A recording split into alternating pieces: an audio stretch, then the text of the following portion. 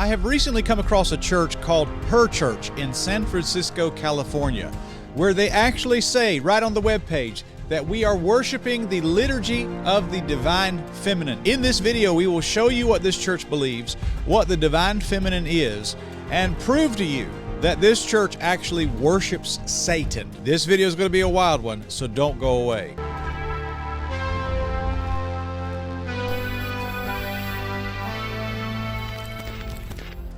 All right, guys, thank you for being here today. We're going to show you this link, and it is some wild stuff. This is Her Church San Francisco, and they meet Saturday and Sunday at 10:30. And they see right here on the front page, Liturgy of the Divine Feminine. This is a real place that really exists. And if you'll notice here, their building is pink and purple. That is exactly how they've chosen to paint it. And they also do the Goddess Rosary.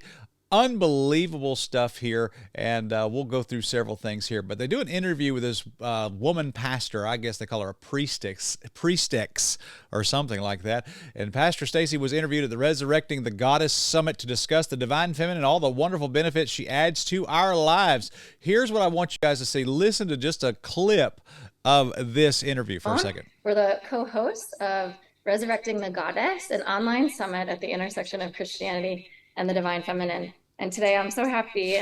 The intersection of Christianity and the divine feminine. Now, folks, I want to tell you, we have done a documentary, Third Adam 3, which was dealing with the divine feminine, how this is not compatible with biblical Christianity. We even did an extended version of it, 4 hours and 34 minutes, Third Adam 3X. We had so much information, we just put it all in there for you guys. And look at the views, man. We're doing real well. 400,000 views on Third Adam 3, 328 on Third Adam 4, 316 on Third Adam 3X. Doing really good, and we praise the Lord for that. So let's just go through some of the things that we see here, that some of the circles that they have. I guess this will be like events. They have full moon drumming. And by the way, when you're dealing with the occult, the reason that witches and all these people worship the moon is because they believe that goddess energy comes from the moon. They used to do something called moon water. I don't know if you've ever heard of that or not. That's pretty, it's an Appalachian American type thing where they would put bottles of water out in the moonlight at night, and they said that moon energy would energize the water, and it deals with the ether energy and stuff like that we would put in Third Adam 4. You can check all that out. But they would bring their own drum, and some drums are available in person. The Her Church Sanctuary, no experience necessary. They would do that. And then Herclon making, and there's just so much. They're making art and about this woman. Chanting, of course, we dealt with that in Third Adam 4. Very interesting stuff. And they got the Goddess Rosary. My goodness, what a mess right there. Also, this is Her Church is run by two women preachers, and it says Reverend Stacy Bourne and Katie Ketchum. Of course, there's no males on the staff, it looks like. Oh my goodness, right there. What a priestess. Oh boy, everything about this is terrible. And you'll see here some of the art that they do. We got the moon energy right there. That's actually the Saudi Arabian flag, a moon. It turns sideways. This is actually a Celtic Trinity symbol right there. You see so much going on here. This is actually a pagan fertility statue. And I've seen a lot of that in Mayan culture in Mexico and things of that nature. So much going on here. You can check all that out. This whole, I really can't even believe that this is a real church, but this is a very real institution. You see here the divine feminine goddess. That's actually Mary. And I want to say this: when Roman Catholics worship Mary, then they adamantly claim that they don't. They actually do. Mary is their intercessor, which means that Mary has some sort of elevated status above human, which makes her a goddess. That is sheer paganism. That's all that is paganism. And of course, this church is doing something akin to that. And you can see the alchemical symbols here of the duality. You see the holy fire burning in the bosom there, which is what the Mormons believe as well. And of course, you got stars, which stars are a symbol of Tammuz worship.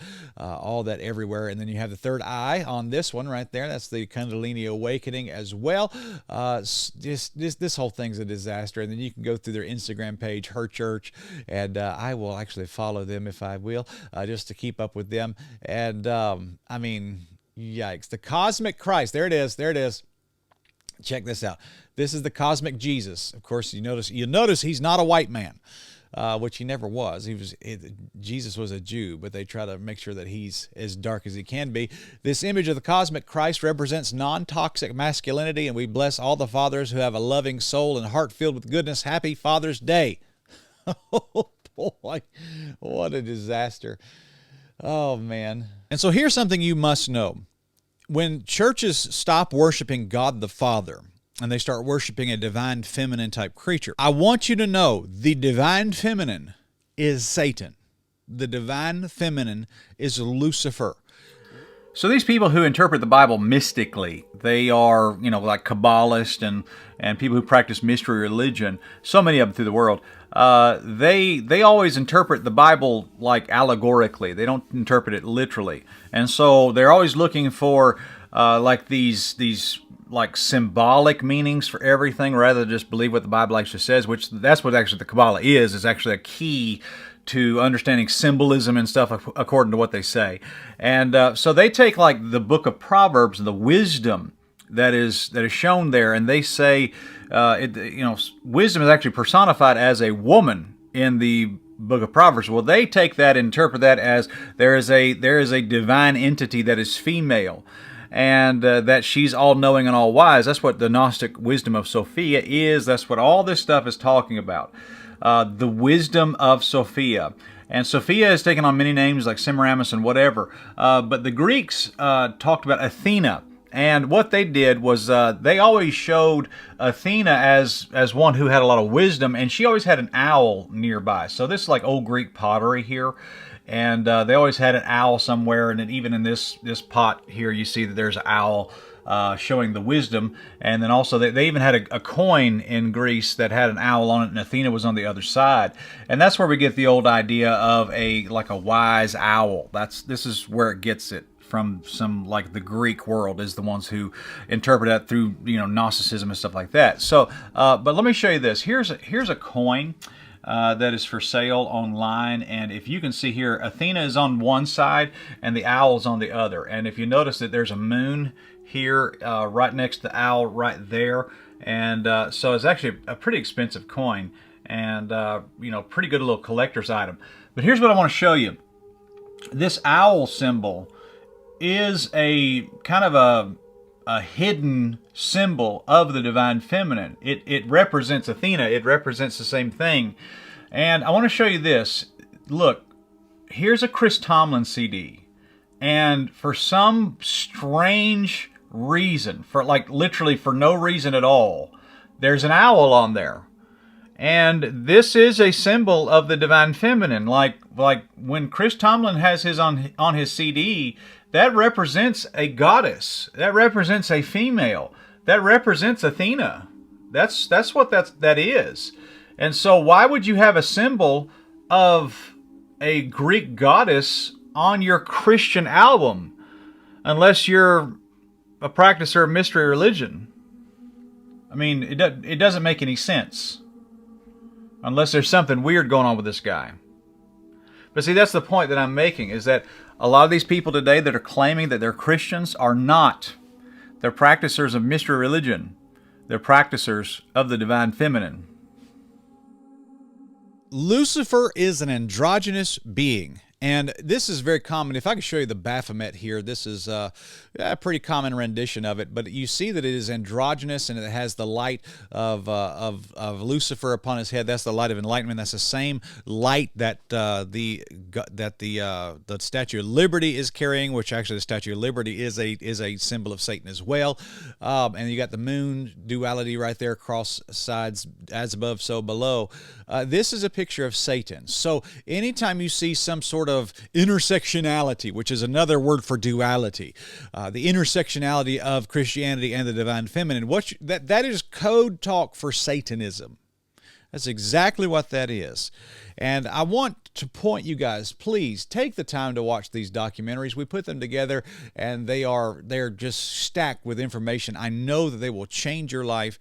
And listen, I want to say this as well. The stuff that is going on in modern Christian worship that we talk about in our book, Calling Evil Good, the Live Christian Rock and Roll, the stuff that is going on in modern worship in modern churches. They are worshiping a feminine spirit. That's why all of this modern worship is so ooey gooey, is because it's feminine worship. And the reason it's feminine worship is because it's satanic.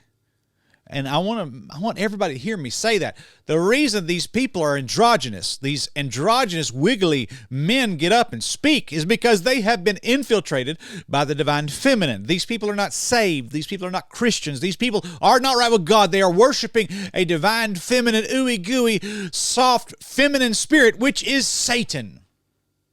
You absolutely have to know that. And our book is available now on Amazon. Go check it out. You guys will love that. Link in the description below. Please, folks, I'm telling you, this stuff is horrible. This stuff is real. I think some people think that I'm out there searching for circus freaks to show you some 1 in a million weird thing. But this stuff is not that uncommon. This stuff is happening everywhere. And we're going to equip you and help you and teach you so that you can spot this stuff. Guys, go check it out. Go watch 3rd Adam 3. Rise of the Divine Feminine. At this time, it'll be a blessing to you. God bless you, friends. Subscribe to the channel if you're new. And go ahead and button 9 likes, mate. And we will see you guys next time. Have a good day.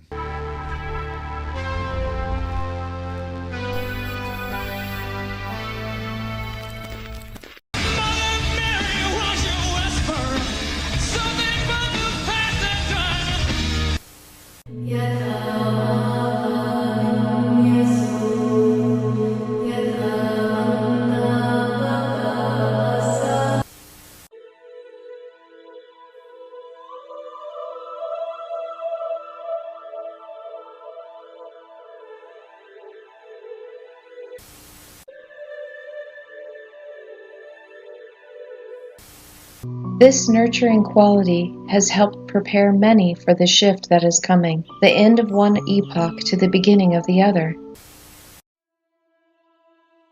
She is so bright and glorious that you cannot look at her face or her garments for the splendor which she shines. For she is terrible with the terror of the avenging lightning, and gentle with the goodness of the bright sun. And both her terror and her gentleness are incomprehensible to humans. But she is with everyone and in everyone, and so beautiful is her secret that no person can know the sweetness with which she sustains people and spares them in inscrutable mercy. Hildegard von Bingen.